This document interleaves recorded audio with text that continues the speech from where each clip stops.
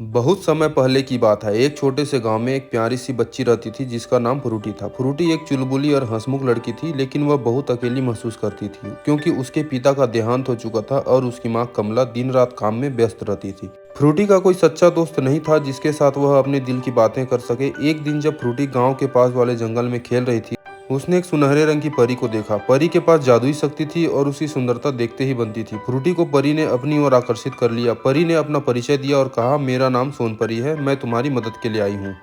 सोनपरी ने फ्रूटी से कहा कि वह उसकी सबसे अच्छी दोस्त बनेगी और उसके जीवन में खुशियां लाएगी। फ्रूटी बहुत खुश हुई और उसने सोनपरी को अपना सबसे अच्छा दोस्त मान लिया। सोनपरी ने फ्रूटी से कहा, जब भी तुम्हें मेरी जरूरत हो बस यह जादुई अंगूठी घुमा देना, मैं तुरंत तुम्हारे पास आ जाऊंगी। सोनपरी ने उसे एक सुनहरी अंगूठी दी जिसमें बहुत अद्भुत शक्तियां थी। फ्रूटी की जिंदगी में खुशियां लौट आई। जब भी उसे किसी समस्या का सामना करना पड़ता वह सोनपरी को बुला लेती।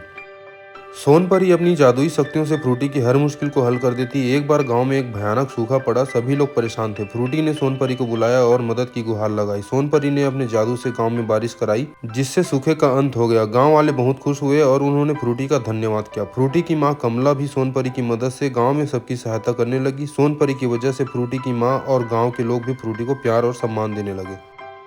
धीरे धीरे फ्रूटी का अकेलापन खत्म हो गया और वह सोनपरी के साथ अपनी जिंदगी को खुशहाल बनाने लगी। एक दिन गांव में एक बुरी जादूगरनी आई। वह गांव पर कब्जा करना चाहती थी और गांव वालों को अपना गुलाम बनाना चाहती थी। फ्रूटी ने अपनी अंगूठी घुमाई और सोनपरी को बुलाया। सोनपरी ने जादूगरनी से मुकाबला किया, लेकिन जादूगरनी बहुत शक्तिशाली थी। उसने सोनपरी की शक्तियों को कमजोर कर दिया। फ्रूटी ने हिम्मत नहीं हारी। उसने अपनी सूझबूझ से जादूगरनी की कमजोरी का पता लगाया। उसने गांव वालों के साथ मिलकर एक योजना बनाई। सोनपरी की थोड़ी सी मदद से फ्रूटी और गांव वालों ने मिलकर जादूगरनी को हरा दिया और उसे हमेशा के लिए गांव से बाहर भगा दिया। जादूगरनी के जाने के बाद सोनपरी ने फ्रूटी की समझदारी और बहादुरी की तारीफ की। सोनपरी ने कहा, तुमने यह साबित कर दिया कि सच्ची दोस्ती और हिम्मत के बल पर कोई भी मुश्किल आसान हो सकती है। फ्रूटी ने सोनपरी का धन्यवाद किया और कहा, तुम्हारी वजह से ही मैंने यह सब कर पाया। समय बीतता गया और फ्रूटी बड़ी हो गई। सोनपरी ने उससे विदा लेते हुए कहा, अब तुम्हें मेरी जरूरत नहीं है क्योंकि तुम खुद अपनी परेशानियों का सामना कर सकती हो। सोनपरी ने फ्रूटी को गले लगाया और आकाश में विलीन हो गई।